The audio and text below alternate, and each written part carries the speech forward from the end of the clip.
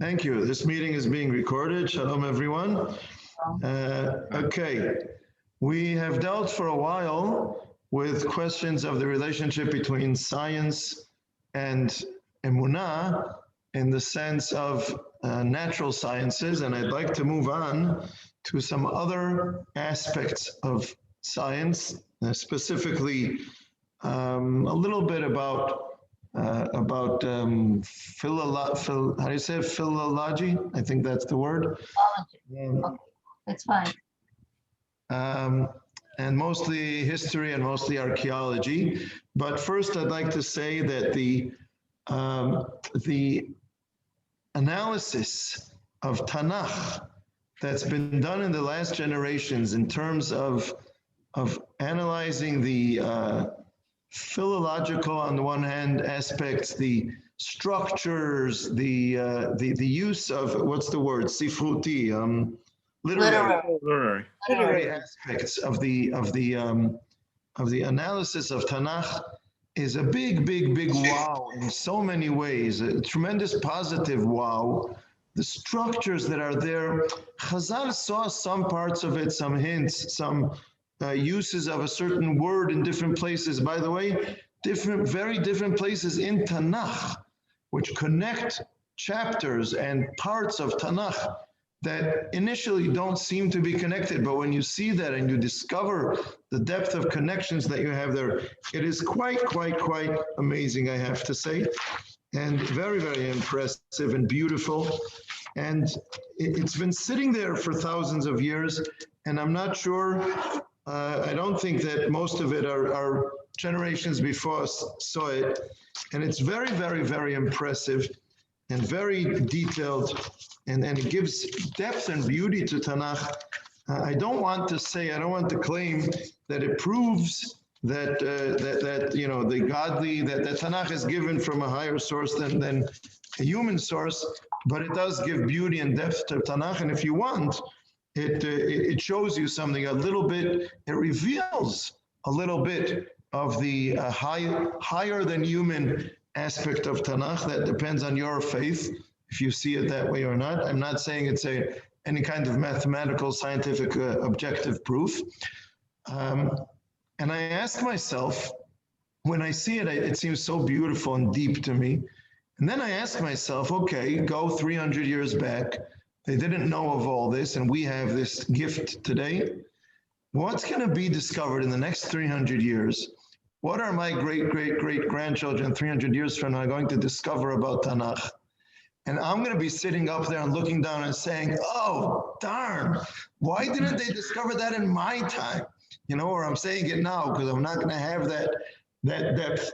And it's very beautiful and very encouraging. So I just wanted to say that it's not, I don't think it's I do think it's objective. And where do you draw the line between objective and subjective is a good question. But I think you can't argue objectively that the whole thing is totally subjective. But I'm not claiming that it's any kind of scientific proof of the fact of Tanakh being given from a higher source. But I do think for a person who has Emunah in Tanakh, it gives a certain light, it gives a certain revelation from somewhere that's above us. And I'd like to add the following comment of Rav Kook, and that is that when we speak about interpretation of Tanakh, we use in Hebrew two terms. One is perush, and one is be'ur. And Rav Kook says an interesting comment. He says perush is like the Hebrew word paras. Paras is to spread out. If you go to a Torah class or a Tanakh class, you can hear a certain interpretation, certain explanation, and you think it's very beautiful. It could be nice, it could be not so nice. You go and you come out from a shiur and it was really beautiful, and you think it looks a very nice interpretation. But then immediately after, or a long time after, you hear someone who shows why it's wrong, why it's not right, or it's subjective. I had one rabbi in my years of study, when he gave a shiur, I came out of his shiur, wow, I was so impressed. But an hour or two or three, or a day or two or three later, I started seeing the flaws in his structure. I started seeing that he No, he presented things in a certain way that you get carried along in his beautiful class, in his beautiful explanation. But then when you sit and analyze it later, you say, okay, I take A, B, and C from his class, but it's not so clear. It's not, the structure doesn't stand well enough. I took what I took from it, and to this day, I look up to him and I learn from him. But I don't think that everything he said was pshat, put it this way. And then there are classes where you come out of the class and you say, wow, that is pshat. Now, Rav Kook takes the word perush, changes the dot of the shin from the right side to the left side to say perus. The word lifros in Hebrew is to take something and spread it out. You have a sheet and it's all piled up and it's all folded into something small, and you spread it out and you see what's written on it. I'm going to try and give you an example. See this piece of paper? Can you see what's on this piece of paper? Yeah, there's a design. What's the design? It's going to be Like a rainbow. Okay. it's a head of a woman. Oh, it's okay. It's a face. What is it? Hey, beautiful. Oh, Okay. What I'm doing is, this is not an interpretation of this. It's spreading out what it is. So you have a shiur where you see a certain bow and you start interpreting. One person says it's a rainbow. One person says it's someone's hair bow. Everybody has their, someone says you had it upside down. It's actually, some kind of a utensil. And, everybody has their interpretation. When you spread it out, you see what it is. So Rav Kook says, when you have something that's a perush, that's pshat. That's when you spread it out and you say, wow, see that. Thank you, my dear teacher, for showing me what's there. It's been there the whole time. I just didn't see it. And then there's an interpretation, which in Hebrew is called a be'ur, which Rav Kook connects to the word be'er, which is a well. And he says Torah is like a well, a source of water, and you go down into the well and you bring out water, and everyone makes something of that water. Everyone uses the water to water a plant and help it grow in a certain direction.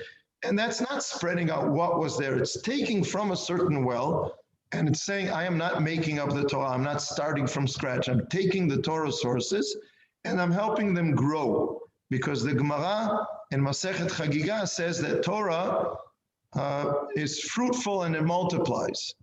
It grows. It's a tree that grows new branches and new fruits. And when it does that, so we have arguments, we have disagreements. I try to say to people, I just had this experience a week or two ago.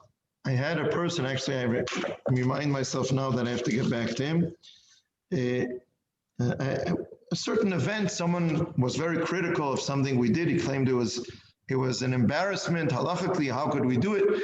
And I told him, you know one opinion, you don't know the other opinion. I had this whole discussion with him about places where something new grows on the tree of the Torah, and we have different opinions, and how do we deal with it? But it does happen sometimes. So Rav Kook is saying sometimes what I am doing is spreading out and revealing what has been there, folded up all the time. And another option, another possibility is that something new is growing and we disagree. I say the interpretation is A, you say the interpretation is B. And these are different kinds of interpretations of what's happening in the Torah. So it seems to me that a lot of the literary analysis of Tanakh in the last 100 years or so is really spreading out what's been there the whole time. It's impressive, it's powerful. Of course, I don't think all of it is such. Some of it is interpretation. Some of it is creative. Some of it is 10% is showing us what's there and 90% is interpreting what it means. But there's so much that is spreading and showing us, revealing what has been there the whole time, that for me, that is powerful and impressive. It's a revelation of part of the Tanakh that has been there all the time and has been hiding between the cracks. And we are opening up these cracks and revealing it, and it's very impressive. Before I move on, if anyone wants to comment about that, please. Yeah, do you not think that the interpretation could be also dependent on the era that we're living in? You know, we look upon things in a different way to somebody 100 years ago. And I'm thinking specifically women's positions, for example. You know, 200 years ago, politically, women didn't have the vote. They weren't allowed to do anything. Today, things are a bit different, and maybe that we're interpreting things from a different perspective. I definitely think so, and I think that it's valuable. It's not, some people look at it and ridicule it and make it small because, you know, it's just, okay, so in your time, you're interpreting it this way, someone else interpreted it differently in his time. But I'm not, I'm saying, I agree with you, I think it's valuable, but it's very subjective. I think subjective interpretation is important, is valid, carries value, but it's very hard to come to and when it happens, that's when the Gemara in Chagiga continues and says, okay, what do we do?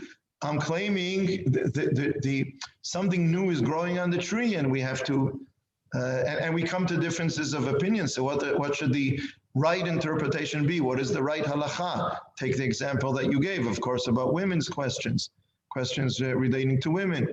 And the Gemara says you have to gather everyone together and listen carefully to all the different opinions, and you'll have to make a decision together. So that's what I'm trying to say to this fellow, to say to him, it's one thing, I don't have a problem that you disagree with me. I have a problem that you say, the truth is, he said, I told him there are two different ways of looking at it, and he said, no, there's only one way of looking at it. And I said, and I spent a day putting sources together and sent him to show him that there are two different ways of looking at it. And I said to him, I am not interested in convincing you to agree with me. All I want you to see is that there are two ways of looking at it, and you didn't know about the other opinion. You know what, even it's a minority, I don't care. I just want you to see that there is a different opinion. Okay, so but what I'm saying is that in the literary analysis of the Tanakh, what I found is things that are for all generations. What is the meaning of these structures and connections? We will have different interpretations, including different interpretations in different generations. But the fact that there are structures there and connections between different chapters in the Tanakh, I think there's a high percentage of that is objective data, sitting there waiting for our interpretation. And in my eyes, that is very powerful and very impressive, and something that was not seen in previous generations. And I'm waiting to see what more will be discovered that's in there in that amazing Sefer Tanakh.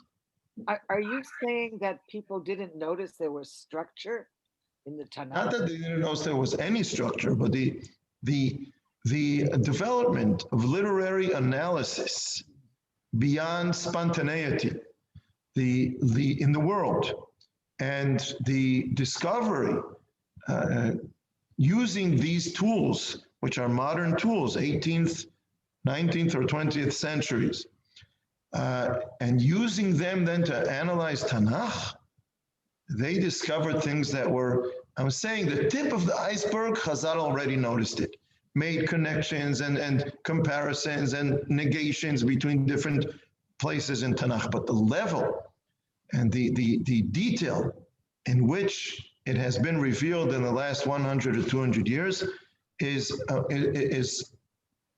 I can't say mathematically how many times more than what we had in the Midrashim and things like that from thousands of years ago. It's on a much more detailed level. I'd like to just make two comments, Rabbi. One is the teacher who you referred to as you know, you were amazed at the shiurim, but then you left, and after a couple of days, had second thoughts. but nevertheless, you were inspired by this rabbi to think more deeply for those few days. And whatever message the rabbi gave you stuck with you for a long time and inspired you to think more deeply. And so that's pretty impressive. I've just learned, first of all, I think it's valuable, but I think it's the difference. When our Rav Kook wrote about the difference between Perush and Be'ul, between something that spreads out what is there and something that takes water from the well and helps the tree to continue growing, he was writing that in his introduction to a book of his, where he was doing the latter rather than the former.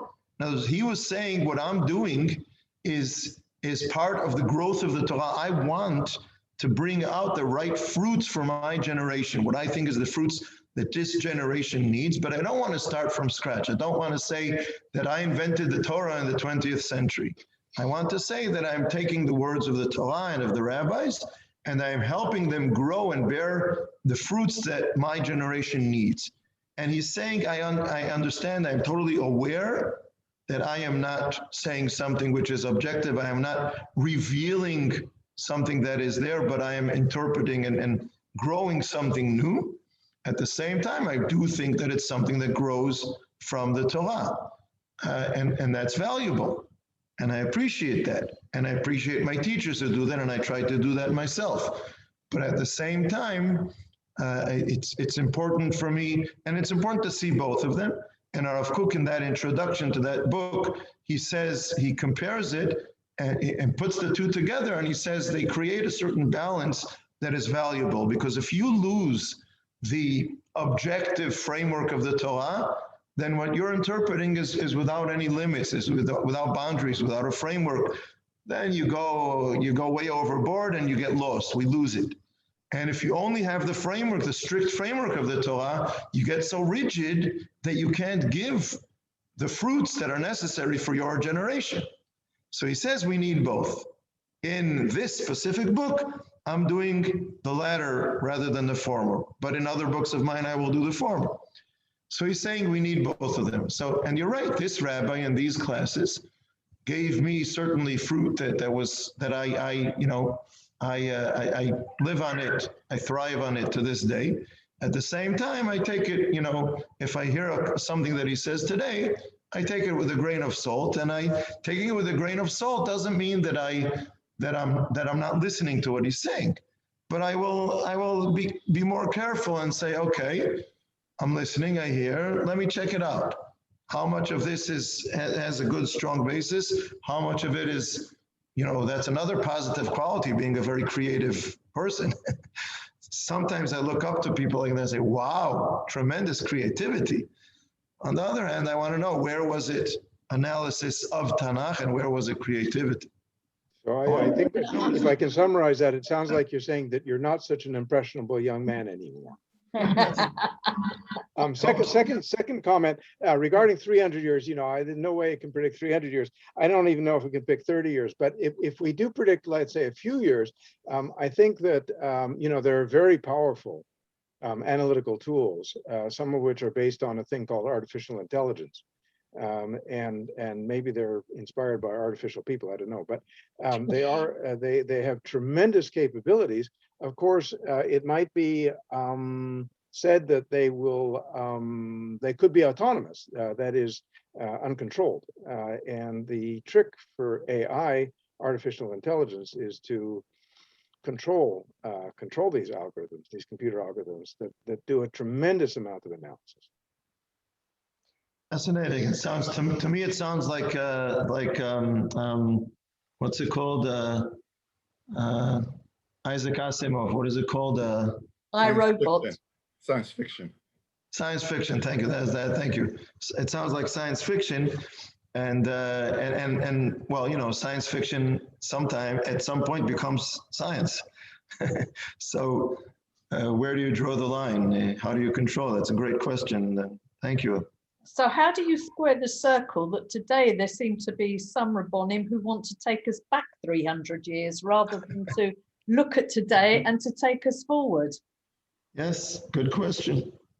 We have to sit together and discuss and listen to one another's claims And I try to help that happen, although it's hard to make it happen. A lot of people don't want to sit with other people who disagree with them or won't shake their hand, etc. So I mean, it's not how easy.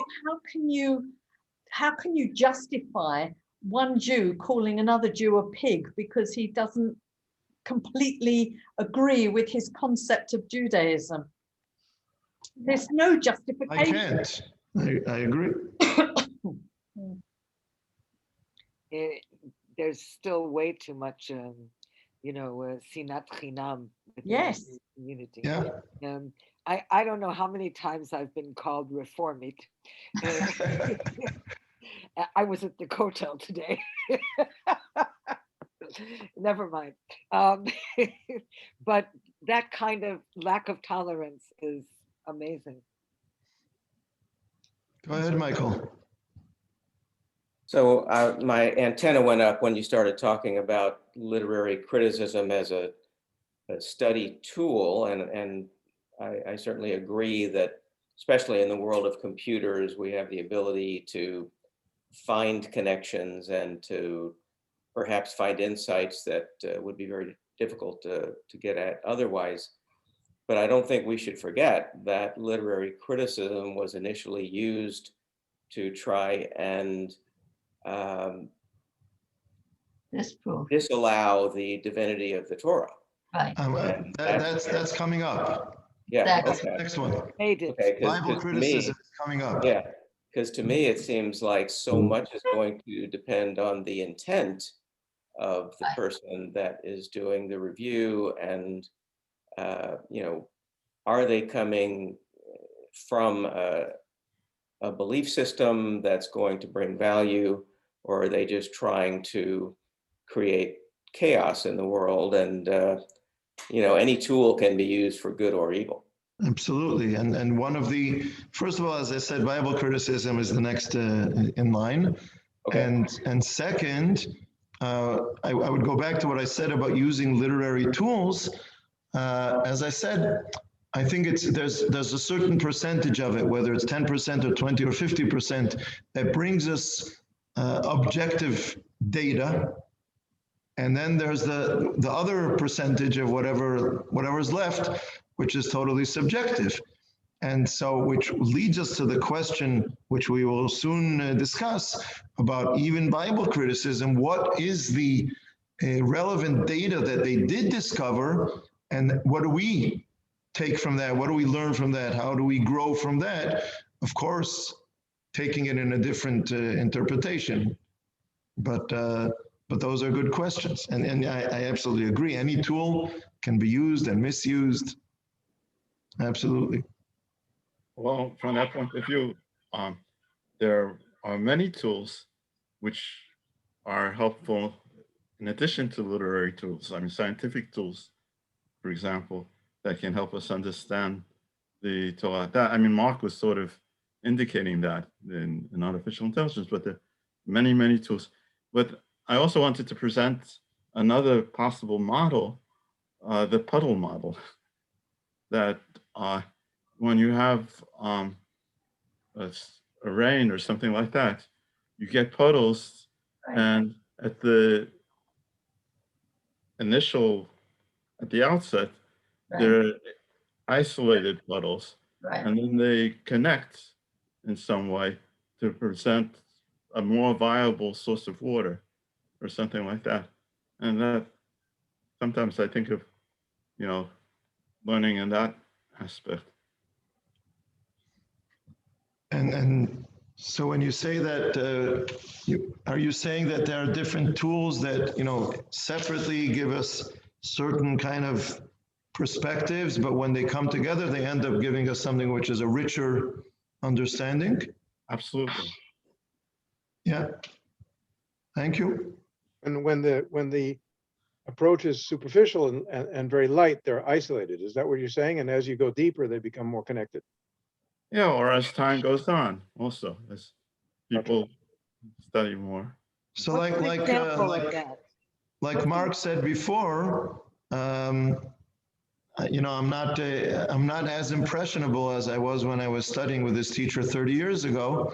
So, and there are two aspects to that. One is, maybe that was one little puddle and I needed to connect it to other puddles. And when I connect it to other puddles, either they clash with one another and they create some kind of balance or criticism of one another and fine tuning what was right and what was wrong.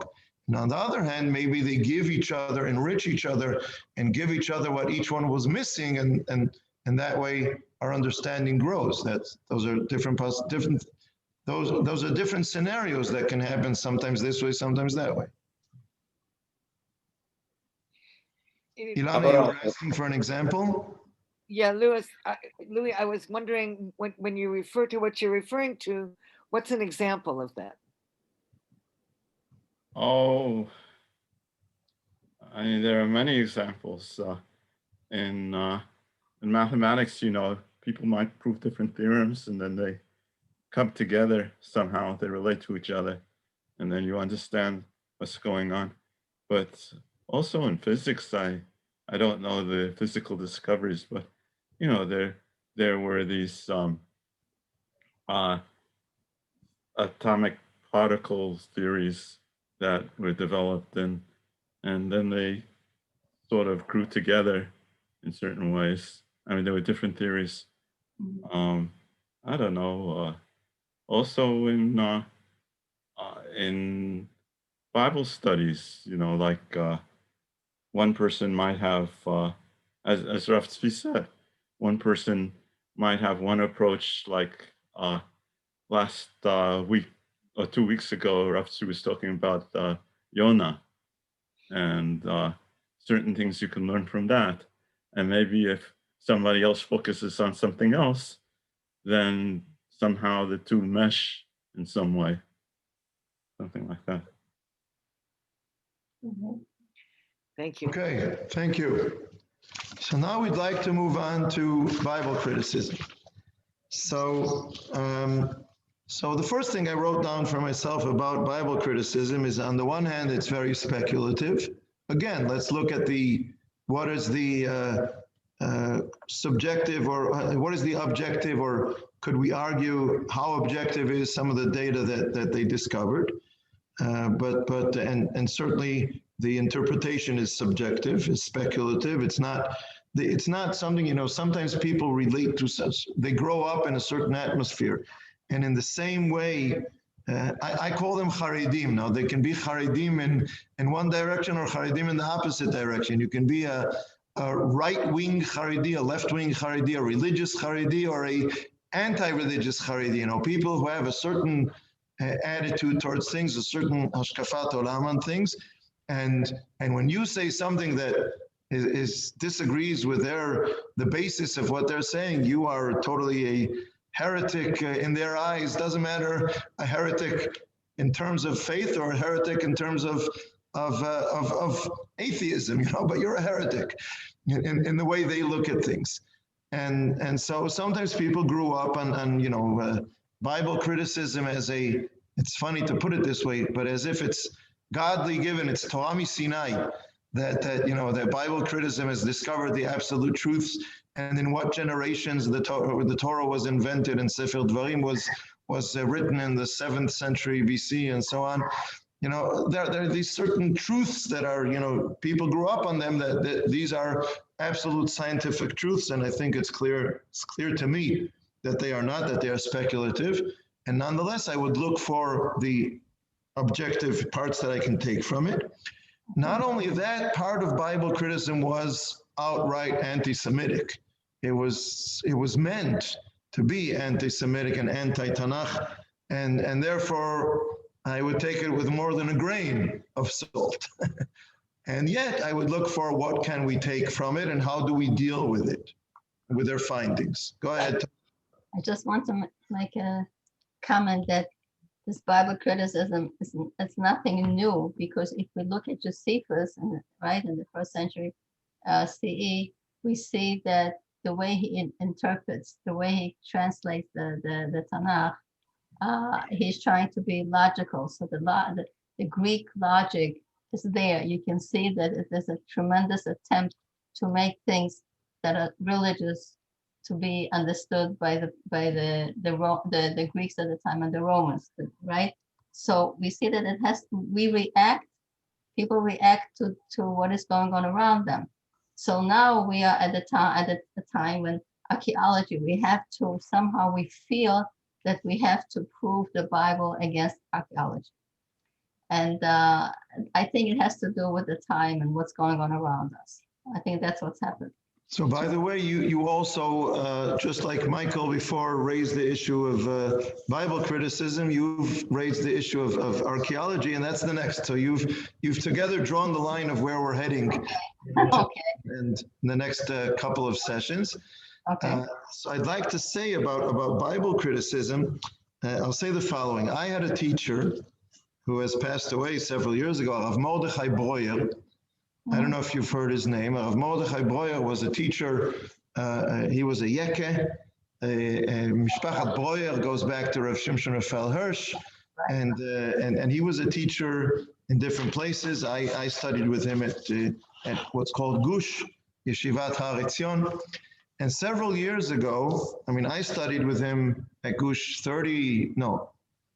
more than 30 years ago, 35 years ago or so. And he started teaching maybe, a couple of decades before that. And what happened with him is he grew up, like I said before, people grow up in certain social surroundings with a set of beliefs. And he was taught Bible criticism is kfirah, is heresy, and so on. And then he bumped into a book of Bible criticism, and he picked it up and he read it. And he said, he only revealed this secret after decades of teaching. And I'll tell you how it happened, how it worked. But when he revealed this decades after, he said, I saw that what their analysis was beautiful, was absolutely an eye-opener. They had great analysis. The only thing they were wrong about was their conclusions.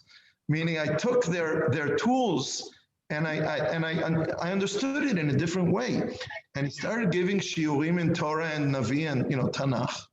And people flocked to his shiurim. And he didn't tell them where he was getting his ideas. He was taking his ideas from Bible criticism and he was presenting them in a way of Emunah. And he was proving that you can take those tools and interpret them differently. And after decades of doing that, then he revealed it, and he said the basic idea that the Torah and the Tanakh have different sources that say different ideas, that tell the same story in a different way, from a different perspective, with different halachot, contradictions between different chapters in the Torah about a specific halacha. One source saying A and another source saying B, and they contradict. He said, it's all true. It's objective. You look at it, you see it's saying that it's telling the same story, the same event, and it's telling it with different details. But the question is, what does it mean? What is the meaning of this? And as you said, Tova, you mentioned Josephus, but he mentions Chazal sometimes noticed this and interpreted it and related to it. And he also said, let's go back to one of the basics. He called his way of learning Torah, he called it shtei bchinot. You say two aspects.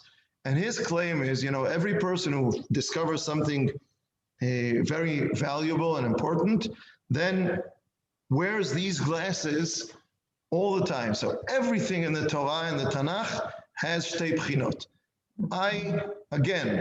I'm a little less impressionable than I was 35 years ago.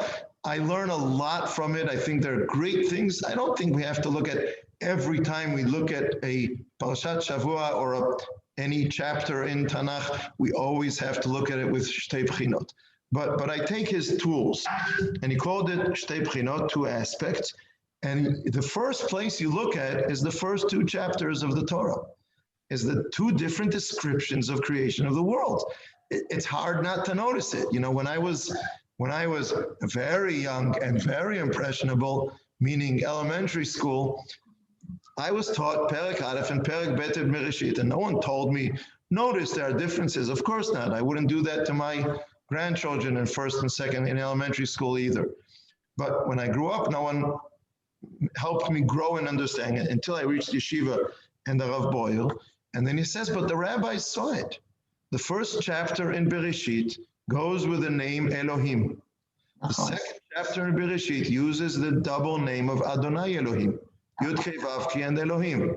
In Bible criticism, these are two different sources, the Kei Vav Ki source and the Elohim source and the Kohanic source and things like that. But he said the rabbis weren't bothered by that. And the different names of God are different attributes of God. One is Midat Hadin and one is Midat HaRachamim. One is judgment and borders and you know, things have a certain, there are obligations and there are punishments and so on. And the other is mercy, is more merciful, is Midat HaRachamim, is being kind, is soft. One is strict and one is soft. Now, is God strict or is God soft? Does God give us a commandment or does God want to give us blessings and show us his love? You know, God is so everything, omnipotent, and God includes love and chesed and gifts and blessings, and God includes demands and commandments, and it's not either or. And not only am I not taken aback, startled by the creation of the world being described twice, Perek Aleph in Bereshit and Perek Bet in Bereshit. And the difference is that Perek Aleph is with the name Elohim, which is Midat Hadin, and Perek Bet is Adonai Elohim, which is a combination of Din and Rachamim. Not only am I not taken aback by that, but it's beautiful. It gives me depth. It gives me different perspectives and richness of the relationship between Hashem and the world and what God wants from human beings and all kinds of things like that. But I ask myself, wait a minute, only 2 descriptions of the creation? Shouldn't there be about 500 descriptions of the creation, giving us different richness and perspectives and things like that? Okay, so I don't have an answer to the question why only 2, but 2, it's not so scary. And it doesn't mean that there were different, you know, here's the subjective analysis. If one source uses one name and another source uses another name, that means that these are 2 different sources, historically 2 different sources from two different, you know, 2 different writers, and someone came and put them together and made one book out of them. And one of the criticisms of Bible criticism, you know, the criticism of Bible criticism is that the reductor who put them together did a very poor job. Now, took different chapters and blocked things together. A, then we'll put B, then we'll put C, then we'll put D. You know, why don't you try to make some sense of it? So it seems to be that there's a richness there. There's a tool that we can use. And it's not new, it's an old tool. But let's see how deep and how detailed they analyzed it, and let's give beautiful shiurim about it and show the depth of the Torah. As Rabbi Breuer said, their tools were terrific, their analysis was terrific. The only thing I disagreed with was the conclusion. The conclusion that they come from different historical sources and were kind of stuck together in a very superficial way, rather than saying that they come from a God who is very rich and you know, infinite and omnipotent and has all these different aspects and perspectives of his relationship with the world and the relationships between human beings in the world. So now, do I claim that this is proof of the Torah? I don't claim that it's proof. I don't claim that we are proving that the Torah is God-given, but we are not disproving it. And if I don't have Emunah, then I can still look at the Torah as a rich book. If I do have Emunah, I can look at it as a rich book coming from an amazingly rich source, which is rich beyond my capability of comprehension. But it's not scientifically opposed or contrasting or disproving Torah being God-given through Moshe Rabbeinu and so on. Go ahead, Ilana. The other side of the coin is that when someone points out that there's this version and there's this version, then what follows as an explanation is really a rationalization. And which came first? The notion of the different characteristics of Adonai and Elohim, or did that come about? Was that born out of a need to try to explain how they put it all together? You understand what I'm asking? It's not clear that rationale precedes the criticism. If it's a criticism, the observation that there's two variants. First of all, I agree. You can't prove. All I'm saying is you can't prove either way. And it's a question of emunah and of understanding, but it's not, what I'm saying is like questions of natural sciences. And what is written in the Torah, finding a contradiction or a something which doesn't go well together between the wording or the description of something in the Torah and modern day science doesn't prove that the Torah is wrong or is not given by God or things like that. It can mean a lot of different things. And the same here. I'm not saying it proves one way or the other, but it is a tool. We can't prove which preceded which on the one hand. On the other hand, Bible criticism claimed to find some kind of set of system. There's a system. It's systematic. It's not just haphazard when they use Shem Adonai and when they use Shem Elohim. There's a certain system working here. Now, the fact that there's a system working here, again, can be interpreted as there was a source that only knew of this name, and there was a group that only knew of that name, and they developed for a certain number of hundreds of years, and this one and that one, and then somebody put them together. I understand that I'm subjective, but it is a pretty powerful argument in my eyes that they put it together in an extremely artificial, if it's, take Bible criticism, if it's true that there were different sources and somebody stuck them together, it was very artificial, very unprofessional, the way he stuck them together, just kind of put nails and Scotch tape and put them together, and it looks really bad. But I accept that I'm subjective about that. But the fact that they discovered something systematic, that's interesting. And that's saying, either they're right historically, it came from certain different sources, or the Torah was given, and it's not just using the name in a coincidental way, it's using it in a systematic way. And I'd like to discover the depth and the message from these systems, and that's beautiful. Yeah, but can I say, we've just, Leslie and I have just been through an entire year-long course by Rav Menachem Liebtag. Yes. And the subject From the was same yeshiva as Rabbi Breuer, Zichrono Livracha. Sefer Bereshit, the book of Bereshit, not going through the Parshiot as Parsha, not going through the Pesukim, but taking the whole thing and saying, here's Elohim, here's Adonai, here's, here's Rachamim, different attributes, and actually explaining using, and he didn't claim his was the only possible right answer, but he actually explained over the course of an entire year, I couldn't possibly summarize it here in a minute,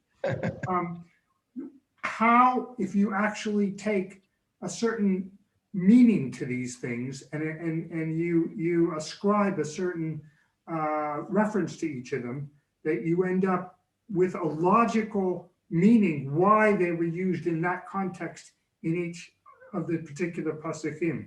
And it was really an amazing thing, but it took a whole year to develop.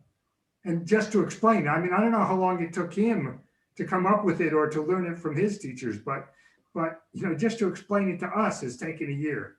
So I think that's at, how can I say, at one extreme, an example of something that could say, maybe it's a right answer, maybe it's a wrong answer, but at least it's a very interesting and meaningful answer. then I look at a completely different extreme, something that hasn't been mentioned yet tonight. On the subject of tools, a few years ago, it was very popular to have something, I think they called it Torah codes. Yeah. They threw the whole thing into a computer, and the computer looked for patterns. And I'm just going to make up some example. Every 937th character was put together, and it proved that John F. Kennedy would be assassinated on a certain day. And then every 814th character, if you put it together, proved that life is made out of DNA. And that was always in the Bible. And I think, well, that didn't prove anything to me. That was just such statistical mishigas in my mind that it just confused the whole issue. And so, there's different ways of approaching these things. And I think just throwing raw horsepower at it is not going to generate meaning. But putting tremendous amount of thought and multi-generational analysis into it, like with Rob Liebteig's result, can generate something that means something. Is it right or is it wrong? That's a different question. But it's a heck of a lot more meaningful, to me at least, than throwing the computer at it and saying every 814th character proves DNA. I mean, I agree completely with what you say, Don, because the Torah code, so to speak, is just saying stuff that happened in the past, and there are no predictions from those so-called calculations, none whatsoever. So if you can't predict something, it's nonsense. But what I wanted to add was, when you say, look, there are inconsistencies, has anybody ever heard of inconsistencies in science? I would offer, yes, science is full of inconsistencies. Sure. But it's so full of inconsistencies that the resolution of those inconsistencies leads to new insights. And perhaps that's an analogy to what we're talking about. That's true. Eliezer and Michael, and then I'd like to make a final comment before we have to say goodbye for today. Eliezer. Okay, yeah, I completely agree about Torah codes and nonsense. A statistician at Hebrew University found telephone book codes, but I completely agree with you that just to say that there are different sources thrown together is absurd. But there are two things that disturb me with the which I thought maybe I should raise with you in this forum about literal Torah from Sinai. One is the fact that at the end of Moshe's life, the Torah records that he was the most Humble. what do you call it, modest of people. Yeah, humble. And would this be, I mean, would he have heard this in Sinai and written it down? And the other thing is a more technical thing, the kings of Edom, which go very far into the future. And it's true, very possible. I mean, Hashem is all powerful. He could have just dictated to Moshe, these are going to be the names of the king of Edom for the next 1,000 years or whatever it is.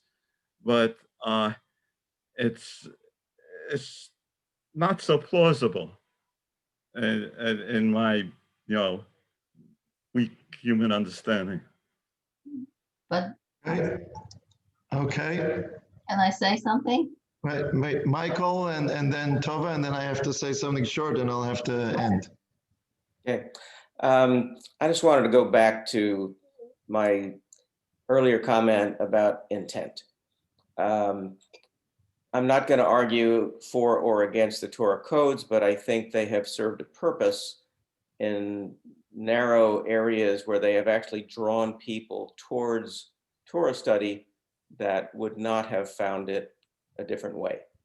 The discovery programs have had some success in getting secular people interested in Torah study that maybe they wouldn't have without the codes as a hook. So whether it's meaningless or not, it may have served a purpose for the Jewish people. Rabbi, you said earlier that you thought the biblical criticism was anti-Semitic, which I would completely agree, but I'd go further. I think it was anti-religious. The Tanakh is the basis of Christianity. Much of the world loses its belief system if the Tanakh is denigrated, and that they lose their belief that it's of divine origin. Right. So I think these people were very cynical and trying to kind of undercut Western civilization, because the Tanakh and all of the teachings from that is the basis of, thousands of years of Western civilization. And without that, guess who takes over? It's the not necessarily anarchists, but people with a totally different belief system. So I think we have to keep our eyes open, not get into our echo chamber where we're just talking to each other about the insights that come from Torah study, and lose sight of the big picture, that without people believing that that is a worthwhile course of study, and there's lots of great books in the world. If there's not a reason to study the Torah for more than just it's a good book, like the rabbi said, it wasn't put together all that well. So I think we have to kind of fight for our belief system. I'll let it go there. Okay. Can I mention something? Yeah. I'm sorry, I didn't hear. He made that, Louis made a comment about Moshe writing about himself. I think that's what he was talking about. So I think the Gemara already in Baba Batra, I think Yudalet B and Tetvaf A Aleph talks about who wrote what books, and it says there that some 8 psukim were not written by Moshe, but rather by Yoshua following. So well, that's more reasonable. Yeah. it was dealt with. The Gemara also had the same questions like we have. So the time the Mishnah, the people, the Tanaim and the Amoraim had the similar questions that we did, and they solved it. So they had an answer. Okay, you raised a series of questions that each one of them could be a shiur. Right. I'll just say for now, because I'm sorry I have to go to something else. I will say I'll try to take something from the codes that will be positive and significant, besides what you said, Michael, about being a tool that even if we don't hold it as true, it was used as a positive tool in some way. I'm sure it had a role in the world. About Moshe is also a big discussion in itself. I would like, in one of the examples around Dafka archaeology, I'd like to put together archaeology and the analysis of the names of Hashem. And relating to what you said, Don, I would ask if Rabbi Liebtag discussed the different usages of the name of Hashem in the 2 stories of the tension between Sarah and Hagar. If he did, I would be interested in what was his analysis, because I will make a claim about that and connect that with archaeological finds, which I think is going to be interesting. So if he did, I would like to hear what he had to say about it. And also, in this is called Migadim in Hebrew. Migadim is something that started decades ago of putting together up-to-date articles on Tanakh issues in a yeshiva perspective, put out by Gush. I'll tell you about a fascinating article by Arav Boyer, who claims that it was the kind of revelation was sent down to the world about the new analysis of the differences the differences between different chapters in the Torah.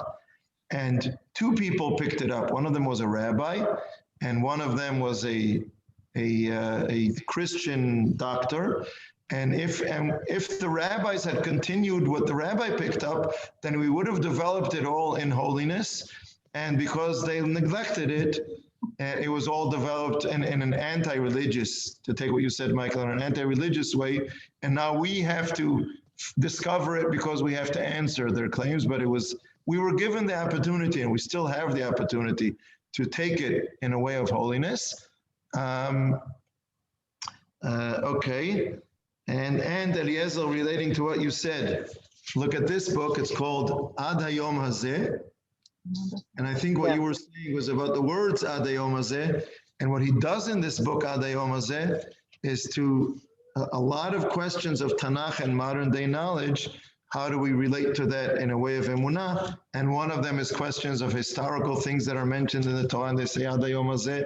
And it seems that it was written much later on and things like that. So we'll try to connect all these examples. And I'll try to explain Rav Breuer's way of thinking of interpreting, of analyzing Torah with a few different kinds of examples. And then from there we'll move on to questions of archaeological and historical finds and Tanakh. But I'm sorry, we're going to have to stop here because Rabbi Soloveitchik. I'm going to be late for my Emunah next Bodet. Isha Emunah Bodet, Rabbi Soloveitchik. Isha Yes, Emunah of Bodet. course. Oh, Of course. okay. Please let us just say I'll say thank you very much for Thank you very much. another wonderful. Very nice. Thank you very Well, much. good Continue in evening, 2 weeks, Bezrat Hashem. Bye. Bye-bye.